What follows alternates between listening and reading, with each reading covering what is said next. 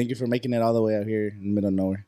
Oh, no problem. I've made this drive so many times. It's weird that I'm making this drive, but I'm not going to Coachella. I'm going for an interview. Yeah.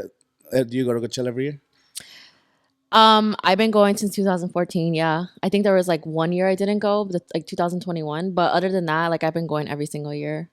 Yeah, it's the best. It's just like once you're there, it's just inspiration. Especially as an artist, is that do you get inspiration by just being there? Honestly, like people ask me what made me want to be a DJ, and I've always been into festivals and music and stuff like that. But I think the first time I went to Coachella, I looked around and I was like, what the fuck? Like I was blown away. I was like, why have I not gone here sooner? And I think that was a moment when I went home and I'm like, okay, like music is my passion. Like this is what I want to do. And I think like Coachella's always been it for me. Like I go every year. If I don't go to any other festivals, as long as I go to Coachella, I'm fine. I feel like I get that fix. And I've recruited so many people. I'm like, you gotta go to Coachella. If you've never gone, you gotta go. I can't even put it into words like how much. Like if you love art, like there's just so much that it offers, and it's so different. And I like that it's in the desert because it's like very calming and peaceful. It's in the nature, and then also like you're kind of like not on your phones because there's bad signal. Yeah. Um, but I love it, and I like my number one goal is to play Coachella. Like I'm really trying to manifest that. So it's just crazy to me that I've been in Palm Springs so much lately, and um yeah, I could talk about Coachella all day. Like I feel like I'm very passionate about it. Yeah, same here. That's my whole the whole thing too. Is I was going for a long time, and I try to recruit people. Not like recruit people, but when you're there, it's like you can't just that feeling is crazy. Like you could Yeah. tell them how good it is. They could watch the videos on social media, but like you have to be Yeah, there. you can't even explain It's it. the Like energy in the field is insane. yeah, I think like I got butterflies like driving here because I felt like, oh my God, I feel like I'm going to Coachella, but I'm not. Like it's but the season is coming soon. Yeah. So What do yeah. you think about the lineup this year? I think it's the worst lineup I've ever seen in my life. I mean like headliner wise. Yeah. There are a lot of people I want to see though, for sure. You know, like Lana Del Rey, Doja Cat, and Tyler the Creator. Yeah, no, I think the undercard is pretty strong. So yeah, Yeah. the headliners for me either it's like Tyler the Creator.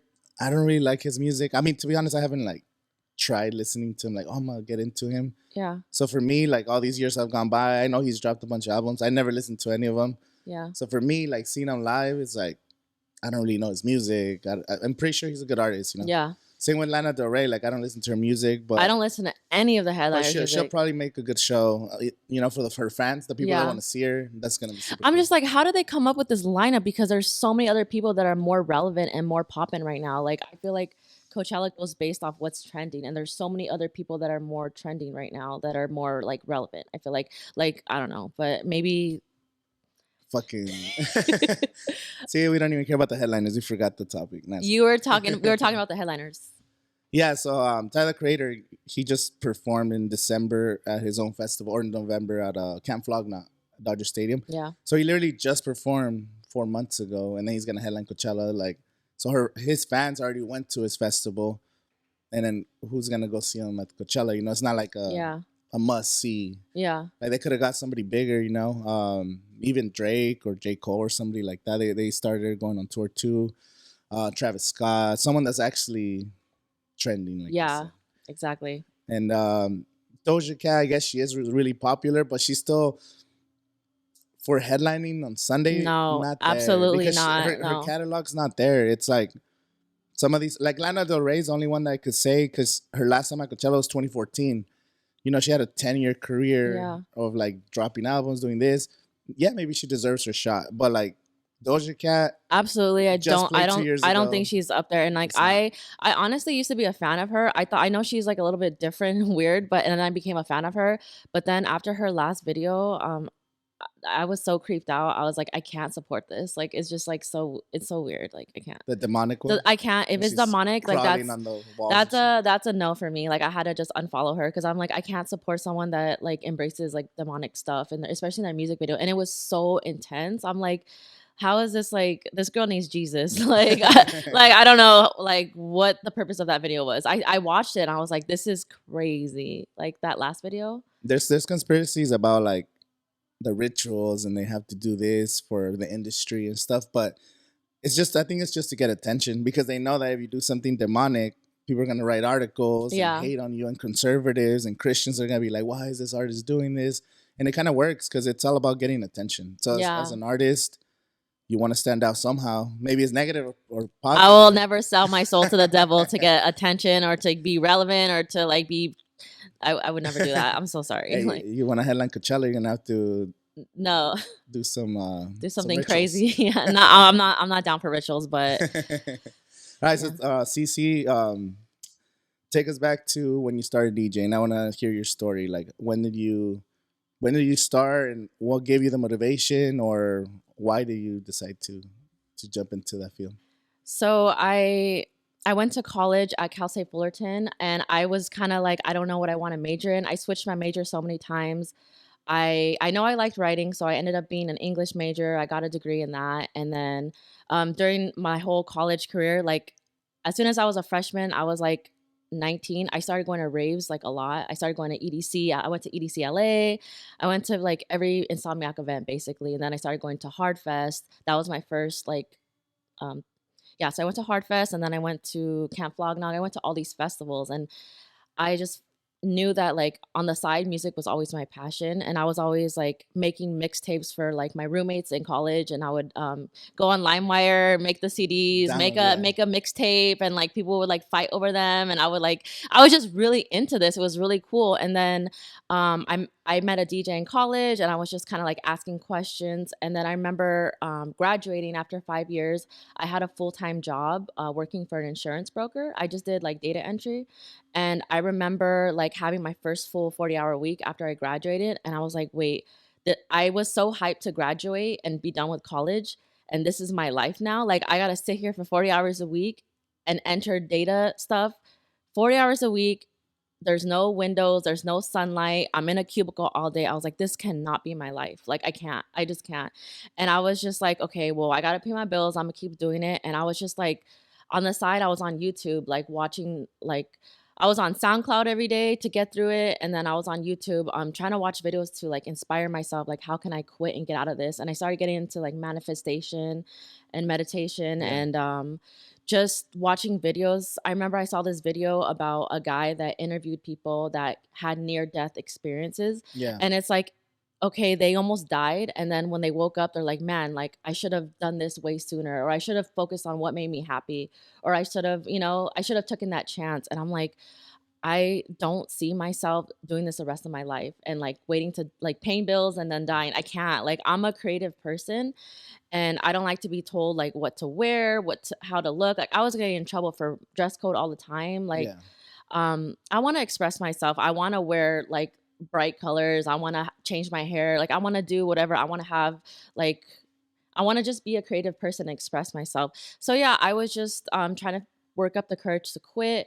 And then finally I did. I quit in 2017. And the crazy thing, since we're talking about Coachella, I had planned it out like, okay, in 2017, I'm going to put my 2 weeks of notice and my last day is going to be the Monday before Coachella Okay. or like the Friday. It was like the week before Coachella. So I celebrated by going to Coachella and to inspire myself. Okay, you got to make this music thing work. And so right after that, I went to Well, you Coachella. you were already DJing at the time though, like before you quit, or I started DJing, learning how to DJ in 2000. I want to say 13 to 14. okay, So I knew how to mix, but I wasn't getting gigs at that time. Like maybe here and there. Like I wasn't really like known or I didn't have any type of name for myself. I was just yeah, random gigs from friends. That's all it was. So yeah, I went to Coachella. I was super happy, and then I drove for Lyft for like almost 2 years, and it was like that's how I paid my bills instead of working for the insurance company. So it was like a big pay cut for me. I went from working at a stable 9 to 5 to doing Lyft, and I was trying to like I was meeting people all over LA because I at that time I had lived in downtown LA, and okay, I thought if I moved to downtown LA, then I have to. It should be easier for me to get gigs in downtown LA. But I was just like going to different bars, passing out my business cards, and no one would give me the time of day. It was like rough. If you don't know anybody in LA, it's tough to get gigs, especially back then. And yeah, like Uber was a crazy, or Lyft, it was a crazy time. I was struggling, and um, that's when I met. Uh, so I was following DJ Vice. Do you know who that is? Yeah. Okay, he's a big name DJ. So his wife is into meditation, and she's like a life coach. Okay. So I follow her, and then she had like this women's circle, and I wanted to join because I was like, I don't have a lot of female friends in LA. So I went to that, and I met someone, and she is into like Reiki energy healing, and I'm sorry, I'm like talking so No, much, you're good. You're good. but it's all connected. So she's like my ex was a DJ. I feel like drawn to you, and then we did a session together, like a Reiki energy, and I just felt like I needed a lot of like energy clearing. I really just needed to believe in myself. I think I just needed that confidence, and so we did like a session together. She came to my apartment, and I just started meeting with her at Elysian Park. Like we started meditating like a lot, and she just taught me a lot about, affirmations, manifesting things, making a vision board. So I got really into like writing down my goals, having a vision board. And during this time, like I was just struggling to getting gigs, and I was like, man, this is so hard. Like it was just very discouraging. And then I was driving for Lyft, and it was just like that. Don't recommend it because it was rough. Like you have to drive so much just to like make it worth your time. And like, so anyways, I did that, and then I was just like, man, like I want to get a job in like the music industry, but I was applying for like 2 years. I wasn't hearing back from anybody. I applied at like all these radio stations, Sony Music, iHeart, everything. I just want to work in music. Yeah. And so Just be around music somehow. yeah, and I was like, man, this is so discouraging. Like I can't get a job in like the field. And so she kind of like working with her, she gave me that confidence. Like you need to change your language and how you talk, because like words are very powerful, and you need to tell yourself that you deserve this job, and you need to like carry that energy, like I'm gonna get this job, and like nothing's gonna stop me. And like it's so crazy because I made this vision board, and then a month later I got an interview at iHeartRadio. Okay.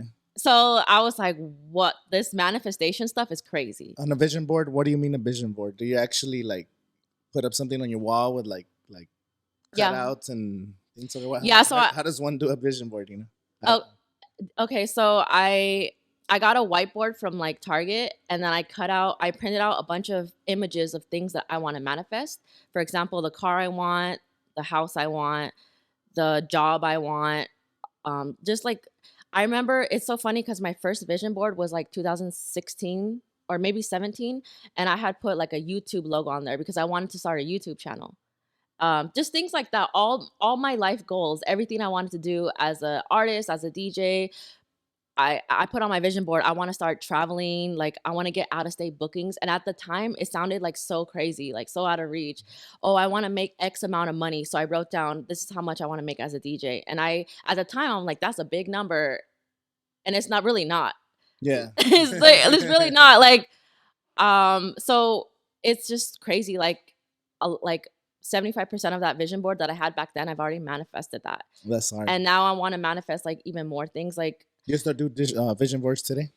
I stopped doing it like a couple years ago, but what I do is I get a whiteboard in my apartment, and I write down. So I have two whiteboards. I have a whiteboard in my room, and I look at it every day. It's my goals for the entire year, 2014 goals. Okay. Everything I want to accomplish, I put like I want to start, like I want to have 10K TikTok followers. I want to start streaming on TikTok. I want to get X amount of YouTube subscribers. Like I'm still building my channel. I want to get a GoPro. I want to start filming DJ sets. And so like I'm starting to cross things off that list already. Yeah. And then I have a smaller whiteboard in my DJ studio of like my short-term goals. Um I want to DJ here. I want to do this. I want to go to this state. So yeah, I just recommend writing things down because it's very powerful. And so yeah, I ended up getting the job at iHeart. And as I was going to the interview, I texted my friend. She's like my life coach, and I literally still work with her to this day. Like I literally have a meeting with her next week. But we've been Nice. like, she's a powerful person in my life. And so I texted her like, hey, I have this interview. She's like, walk in there like that job's already yours. Like you're not gonna walk out without a no. Like you're not gonna take no for an answer. So that happened. I got the job, and then I worked at iHeart for until COVID. Yeah. For What were two, you doing at Ari? Or you have like your own radio show, or what were you doing there? I was working on the street team. Okay. So at the time, I wanted to be a DJ on the radio for Real 92.3, and then the pandemic happened, and during that time, my passion for hip hop was just not there. It was in reggaeton, and I was like confused. I'm like, what do I do? Because there's no reggaeton stations at iHeart. And then I was talking to DJ Head from Real 92.3, and he's like, he gave me so much advice. Like I would just go in the studio and just talk to him for a long time, and he gave me so much advice. But he pretty much like told me to like follow like where my passion is. And so I think COVID, I mean, it everything happens for a reason. We all got let go from iHeart Street Team, and that allowed me to just focus on like my own thing. And reggaeton really took me to new places. Like the minute I started playing reggaeton and rebranded myself as someone that plays reggaeton, the booking just kept coming in like crazy. So, and it's just been like every year, it's like me elevating in that, and then um, now I travel like all the time. Like I'm always in a different state, which is crazy to me because I like a few years ago I thought that was so out of reach, and now it's like it's an every month thing for me to go to a different state. So yeah, Damn, that's so cool. That and it was what like a 5 year period from 2017 to. I'll say 17. Yeah, to now. And what was the biggest? Do you think like the DJ scene now? Is it easier now to get into it? Because you were saying back when you were starting, there's like no one even give you a chance. Maybe it was before social media. You think it's easier for DJs now that they could promote themselves on like TikTok and Instagram and Twitter or I think it's so much easier. Like we have tools that DJs back in the day didn't have. Like they didn't have social media, they didn't have TikTok. You just need like 1,000 followers on TikTok to go live. If you don't have any type of following on Instagram, like you could literally just go live every single day until you build your following. Like every time I go live, like I get new followers, and they had no idea who I am. And I'm like, why don't people take advantage of this tool? Like you go live, you expose yourself. And I have people from all over the country. Like I have people from New York, Texas, Arizona on my lives, and like because of TikTok, they're able to like find out about me, and it's like it's a tool. And then if you're not getting bookings, you could just make like create content, like make a DJ routine, make a DJ video. Like it's so easy to make content now. Like I feel like back then people weren't doing that. Like ever yeah. since Well, back then you had to have a camera. You had to learn how to edit. You had the good audio, but then it's like today, your phone has all of that. Your phone has good audio. yeah, The cameras are amazing. The video quality is amazing, and I wish people drop more content. And I like your content. You have pretty good content. thank And you. I see you travel with the GoPro, and then you're always doing something. Since when did you realize that content was that important, or is that something that just recently started doing? So I've been knowing that content is important for the past like a couple years, but it's I just feel really motivated right now, and I've always wanted to start a YouTube channel. So um I said like last summer I started posting videos here little by little, and I'm doing travel vlogs of when I go to another state, and those videos are doing okay. But I noticed when I post a video of me DJing, like the set behind you, like that's like got like almost 9K views, and it's just me. I just uploaded a set Of what you're already doing. what I'm already doing. And I'm Yeah. like, my vlogs are like barely getting views, like my actual like vlogs. So I'm like, okay, so people like this. So let me get a GoPro and take this with me because I had to rent a GoPro to record that. Record that, yeah. I rented a GoPro twice to record 2 sets, and I'm like, you know what? I'm just gonna buy it. I'm gonna invest in it, and then I have some shows next month. I'm gonna record my live sets, and I'm getting comfortable with that because I want to just get in the habit of like vlogging and stuff like that.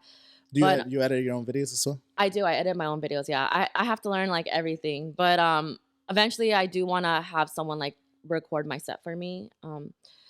But I actually talked to Jay Valentino like last week. Do you know who that is? Sounds familiar, but no. He's very viral on like everything, but he does content videos, and he's a comedian. So I feel like I had this good conversation with him that I needed because he showed me a lot of like DJ sets on YouTube, like including his own, and he was just telling me like how you can't overthink it. Like for me, I'm like, how do these DJs do videos and they're like in the ocean, and like how do they, it's not connected, like you just, they're just, it's a pre-recorded set and they're just recording it and doing it, but that stuff goes viral, and it's Yeah, like, they're just unique. and I'm like, I was like, man, that sounds so complicated, I gotta do this, I gotta get that, and he's like, no, don't overthink it, just do it and just keep putting out content, because um the way I see it is like, what I've learned from COVID is that a lot of DJs that were popping after COVID, everyone forgot about them because they stopped putting out content and they stopped like getting gigs or whatever. But if there's anything I've noticed in this industry, it's like being an artist. It's like being Bad Bunny or being Carol G or somebody that's trending or somebody that's really popular. If you stop dropping albums, if you stop making content, like J Belvin, like he Yeah, kind of went, he went MIA, right? yeah, he was at one point he was way bigger than Bad Bunny, Yeah, and then he just was like the biggest thing in the yeah, world. yeah, And then someone else came because they started putting out more and more. music and whatever. And it's like people forget about J Balvin. And it's the same thing with DJing. If you aren't on top of your shit and constantly putting out content, people forget about you. And it's like there's a million DJs in this world. Everyone's trying to like do this and that. And it's like you have to like set yourself apart, not just with your branding and make yourself different, but also with your content. Like you have to constantly be putting out content because it's like it's a competitive world. Everyone's trying to, Yeah, no, if it's like we were talking about how easier it is now to go on TikTok, to have your phone or whatever, that means everybody could do it. So it's like the only way to stand out is just consistency and volume and branding. and I would say like I remember getting in my head like I'm scared to like shoot this video because what if someone talks shit, or like what if there's a hater? And I did post some videos like last year and there was some like hater comments here and there, but the thing is like you can't give a fuck about what people say, and you don't know what that, if you put that content out not giving a fuck about what people think, that could lead into a bigger opportunity that you would never would have gotten. Like every time I post a video someone reaches out to book me or something happens, and like me, I kept getting in my head like, oh, I don't want to go live on TikTok because the lighting in my apartment is bad or this or that. I was just getting in my head, and then one day I was just like, fuck it, like I started, my very first time going live was like probably October. And I was just like, man, like I started going live like every week since then. And it's done so much for me. Not only has it gotten me followers, it's gotten me bookings, it's made me money, it's brought people into my life. Like it's done a lot for me That's lately. it. And I'm just like, man, like if I had just Not like, done it, being scared to do it. yeah, I was scared, and like I'm just like, you know what, just fuck it, do it. And TikTok has done so much for me. It's been amazing. It's scary at first when you want to create content because you're like, oh, what are people gonna think, or like, but it doesn't matter. Like as long as, let's say, 5 years from now, your content is gonna be even better. You're gonna be a way bigger artist. Yes, it matters in the moment, like the people that are supporting you now and the negative comments now. But 10 years from now, you're gonna be reaching way more people, and you need the groundwork that you're doing now to get more comfortable. So when you get to the bigger sets, bigger interviews, Yeah. bigger things, not like collaborating with bigger artists, so it's just a matter of time. Yeah. Um, what's been like the biggest show you've played so far? Uh, Hard Fest, Hard Summer. hard summer. Yeah. And how's that? How's that experience? How do you play at another festival before playing Hard Summer? I did the Colombian Festival in LA, which wasn't really like that huge. I mean, it is huge for some people. And then I also played Life is Beautiful like that same year. I did Life is Beautiful, but I think that's the only like 3 festivals that I've done. But it was amazing. That was just I've been going to festivals since, well, I've been going to raves since 2009, festivals probably 2011. And to go VIP is a whole nother experience that it's like, damn, I don't want to go back to like buying a ticket and going GA. Like it's like it was amazing. It was just like, wow, like I can't believe I manifested being here right now. Like I had my own trailer, like all that stuff. Like, and I had a whole team like, supporting me that day. I had dancers like, and one thing I'm gonna do is I'm gonna invest in myself. I don't care if I'm opening up the festival. I'm gonna hire dancers. I'm gonna hire videographers. I'm gonna do everything to like get content. Like that's the thing. It's like I see some people get an opportunity and they don't do anything with it. And like it's like I don't know. If I get any type of opportunity, like I'm gonna maximize the most I can out of that opportunity. Even if it's like, I'm opening up something, like it doesn't matter. Like No, it's just the groundwork, and then people see that like, oh shit, she has a good show. You're putting on a good show, and you bring dancers and do this, and then you create content behind it. Then it's like you're not wasting that opportunity. You're maxing. yeah. Yeah, Yeah. you're taking it to the next level. Now, when another festival sees, oh, let me see, or maybe they want to see your resume, like, oh yeah, here's check out my set from Hard Summer, or check Yeah. out this clip and check out this. I played at these different states. I think that creates more validation for you. And what about when you get booked now? Because you've been playing more states and more festivals, does that make it easier? Like getting booked now as your career is progressing? Yeah, it does. Yeah. I mean, yeah, I haven't really this year, like this is the first year where I haven't really been reaching out to people for bookings. Like I used to have someone help me out with that the past couple years, so it made it easier for me, but now I'm just kind of like I'm sitting back just leaving certain weekends open just in case I get a phone call like, "Hey, we want you to play this event or this festival." So right now I'm stuck between filling my calendar and like keeping dates open. And how does one get booked for a festival? Do you have to like reach out to the promoters, or they reach out to you? How does that work? That's a good question. Let us know. Nice. I know, no, it's not easy. But for me, like I'm in manifestation mode. I'm just trying to put it out there. I'm trying to put out content and just like I'm not taking a day off right now. Like I'm trying to work on something every single day until I get to those goals of mine. Um, like for example, my event tonight got canceled. I'm literally gonna go home and record stuff. So, but how do I get booked at festivals? Honestly, it's like who you know. So Yeah, yeah. fucking flag now. Photoshop it out now. Yeah, no, it is. A lot of the industry is who you know. Because I've been the same way. Like as a fan, I've been going to Coachella since 2009.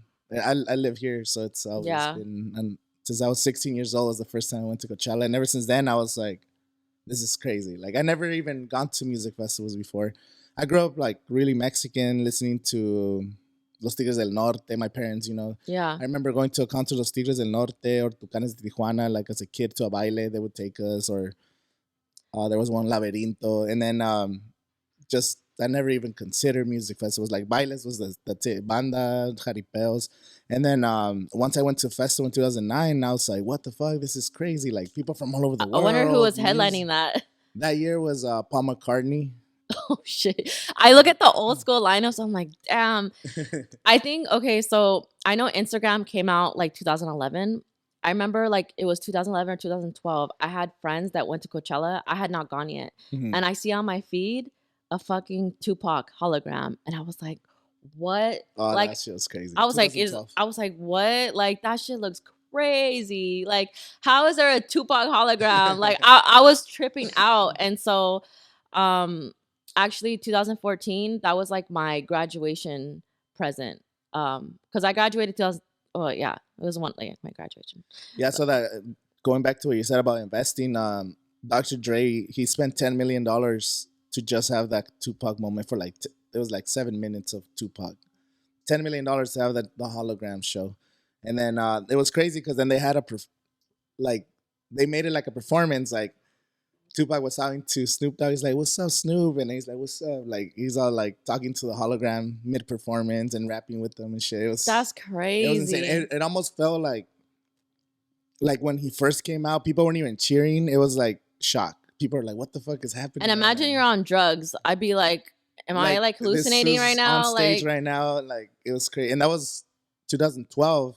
Have you seen like the new 3D sets by Eric Prydz and now oh, Exertion?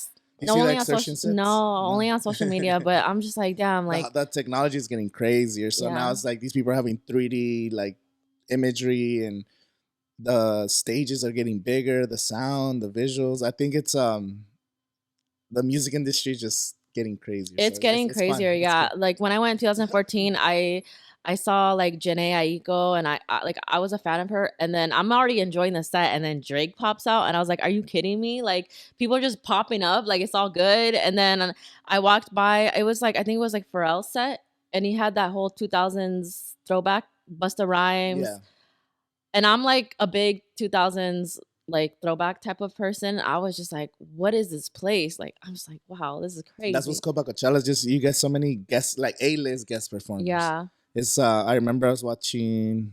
Well, I've seen Eladio Carrion last year. He brought Anuel, for weekend two, and it was like just make the roof pop off. Of course, the headliners, Bad Bunny. You saw Bad Bunny last year. yeah. I went weekend one. Weekend one, yeah, he brought so many different guests. The Post Malone was a little bit different. Yeah, yeah. I was like tripping out. I was like, "What?" And then the mic wasn't working, so The I was mic like, wasn't working. I This was was very confused. he didn't understand. He was speaking Spanish to him. He didn't understand what was going on. It was just like Yeah. it was just a bad technical I difficulty. always go weekend two, and I wanted to go weekend one last year, and now I'm like, okay, I get why some people like weekend two because there's a lot of mistakes on weekend one. Yeah, But I will say it was really cool that I could say I was at Frank Ocean set.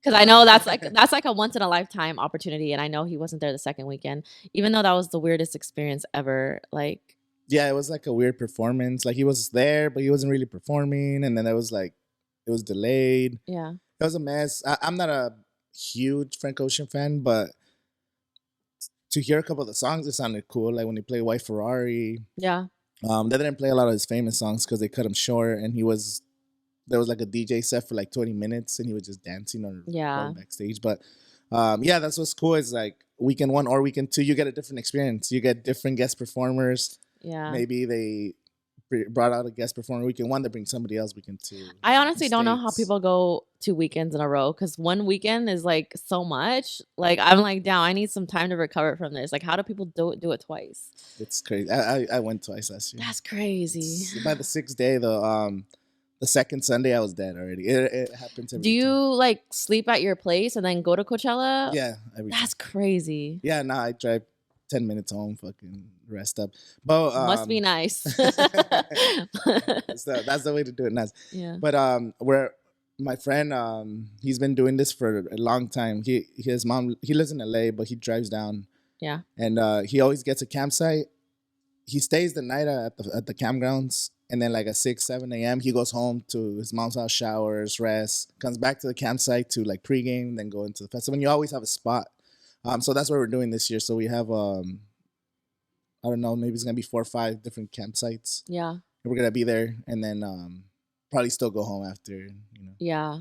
Yeah, and it's hard, and I try not to go to the after parties because it's like I like the inside the festival because after parties I've never gone to an after party, but to me is like the $1 million production that these stages put up and the guest performers, and yeah. there's so much that goes into a set. Like people are trying to give you their best 45 minutes, and it's like I rather spend my energy inside the festival. Exactly, yeah. Then it's like okay, I'm saving my energy for the after, and then like go to sleep at 7 a.m. It's like no, like I'm paying so much money to be inside the festival, and it's the best music in the world. Like Yeah. I'm gonna enjoy the music. Like nothing compares when you have like Beyonce and Jay-Z pulling up in a in a like helicopter as a private guest, like to enjoy the festival. You know this is like crazy. Like Yeah, Elon Musk was there last year. DiCaprio every goes. Lady celebrity in the Gaga's world there. like comes to this. Like I think it's the best thing in the world. Like the world. Like I think it is.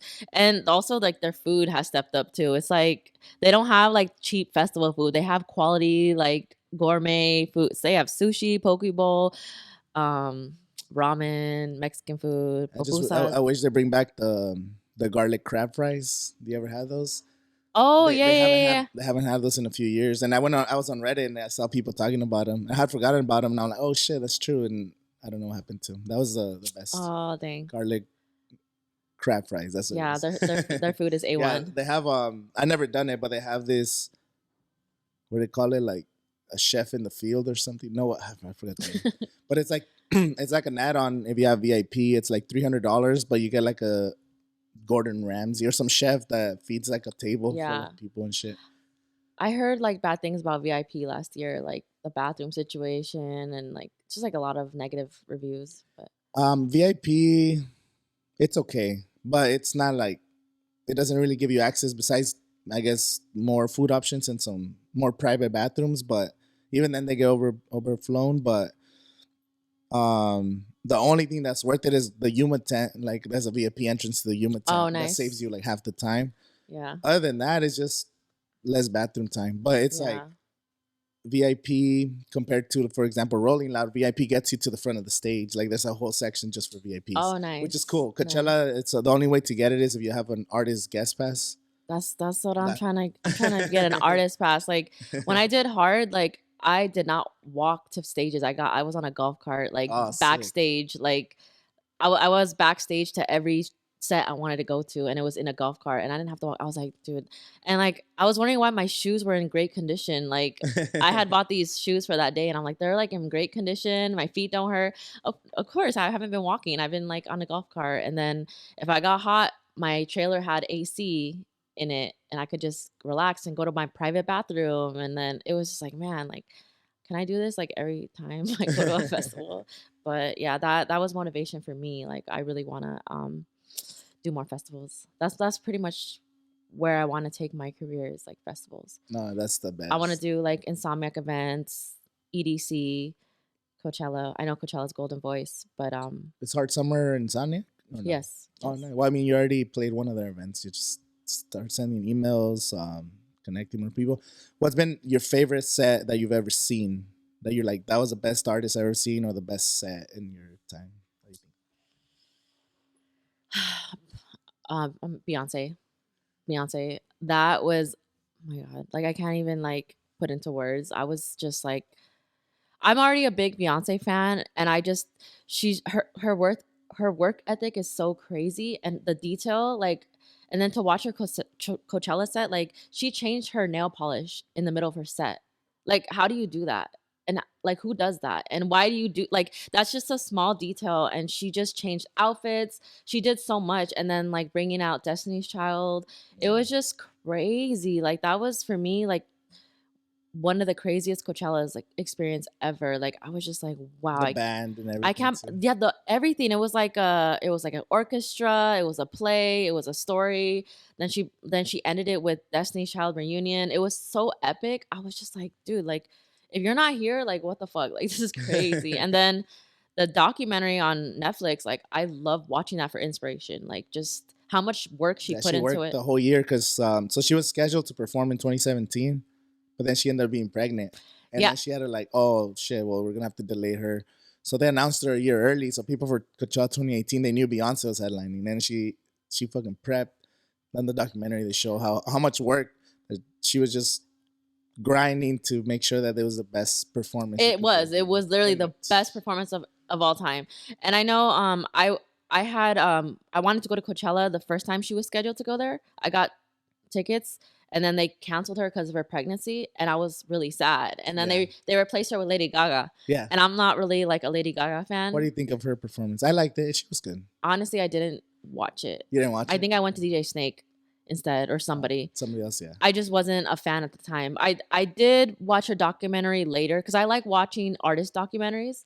I actually like that's why I'm into this YouTube stuff. Like I'm really into like documentaries and documenting things. Yeah. And I really want to make a documentary for myself one day. So I'm just gonna Just slowly get a bunch of footage and store it. exactly the Kanye that really inspired me. The Kanye documentary Yeah. that for me is like okay, I want a documentary too. But obviously like I don't have someone to follow me around, so that's why I got a GoPro and stuff. But anyways, yeah, so I was sad and then watching the documentary on Beyonce, it's like, okay, I can see how like she cares so much about her fans and she knows Yeah. that it's not her fault that she had to cancel on everyone. It was because of the pregnancy, but she really made it up. Oh yeah, Yeah. and I think it was better because I'm pretty sure 2017 would have been badass, but giving her an extra year to prepare, I think that made her even better. Yeah. She put her all into that for sure. I'm excited to see just the future of music and concerts. And what about do you have original songs? Are you planning doing like original songs, maybe like an album or mixtape? Is that something you have like coming up? That's something I'm going to be working on this year for sure. Yeah. Because like you can't really get booked as a DJ at festivals anymore. You have to make your own music. So right now I'm focusing on obviously content and learning how to produce more. like getting into that more this year. And then, have you made songs already, unreleased songs that you're working on? Um, I put out I put out 3 songs last year, I think.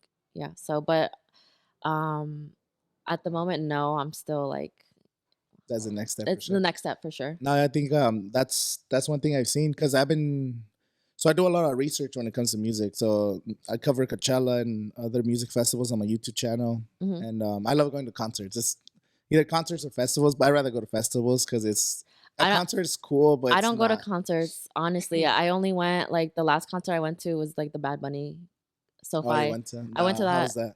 It was cool.